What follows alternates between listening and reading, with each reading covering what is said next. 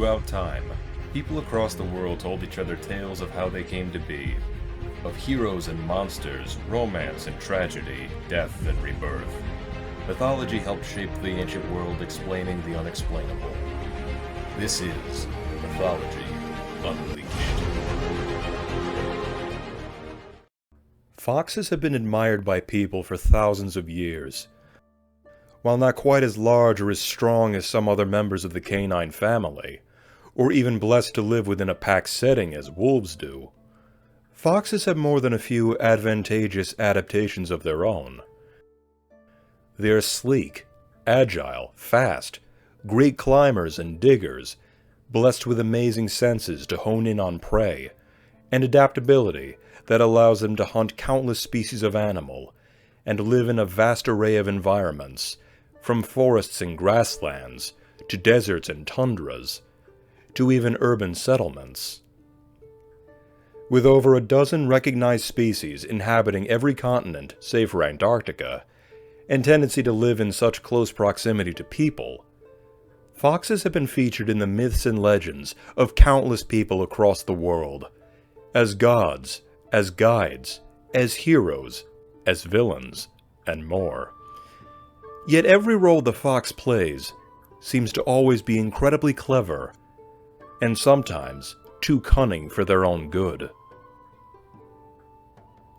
In the wild, foxes are noted for using clever ambush tactics while hunting prey, and quickly stealing what they can when scavenging for food. So perhaps it comes as no surprise that the role the fox of folklore portrays the most is that of the trickster, utilizing wit and cunning for their own benefit, often at the expense of another.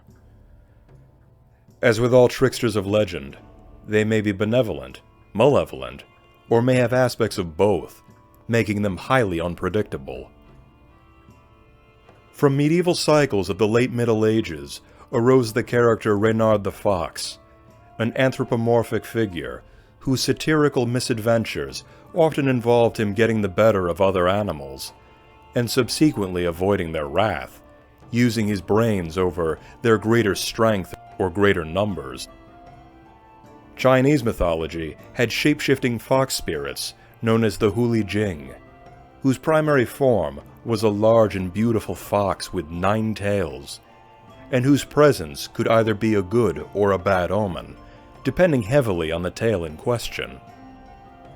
Japanese mythology had a similar figure, known as the Kitsune, a morally ambiguous yokai that inhabits the body of a fox, and is gifted with an array of magical powers, such as producing phantom lights and sounds, as well as an aptitude for shape-shifting, often taking the form of people, namely beautiful women or elderly men.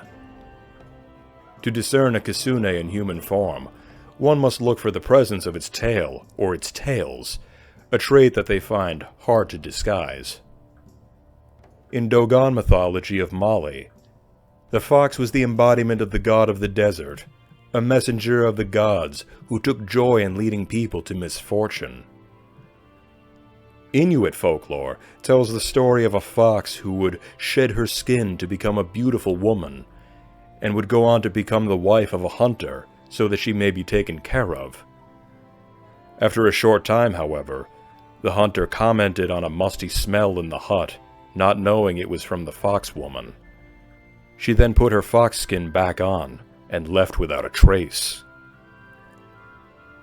In Eastern European folklore, several tales feature a trickster vixen named Kumalisa, who often got the better of other creatures, namely a wolf, who often appeared as her mirror opposite.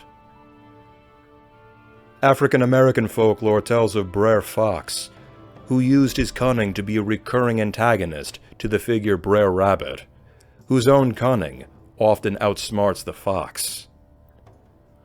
In Aesop's fables, foxes feature regularly as sly and egotistical con artists, and benefit from the misfortune of others, and may not necessarily get their comeuppance at the end of the story, often as a means to teach the audience a valuable moral lesson about trusting others. Though there are countless examples of foxes acting as dishonest and sly tricksters, perhaps more so than any other animal on Earth. So too are there countless examples of foxes acting as sacred companions, benefactors to mankind and to the world as a whole. Foxes have been seen as the messengers and loyal followers of many gods and goddesses across the world, including Ninursag of Mesopotamian mythology, Dionysus of Greek mythology, Amaterasu of Japanese mythology, and Br'er of Celtic mythology, while other gods may sometimes assume the form of a fox, including Hushan of Chinese mythology, and the Norse trickster god Loki. In Incan culture, the fox was regarded as the son of the earth due to its remarkable ability to perceive distant occurrences through the ground, and closely associating them with the Pleiades, representing the location in the sky where the winter solstice sun would rise. In Apache mythology, Fox stole the fire from the fireflies to help warm up the world, lighting a piece of cedar attached to his tail and managing to escape with his prize, granting fire to the people. In the mythology of the Miwok people, the silver fox partnered with Coyote to create the world, often said to be the more hard-working of the two, while Coyote was more the trickster. To the ancient Celts, the fox embodied the spirit of the forest, possessing unmatched knowledge and an innate ability to navigate the hidden paths of the forest, and could even serve as a bridge between the mortal realm and the other world, the home of the gods and the spirits.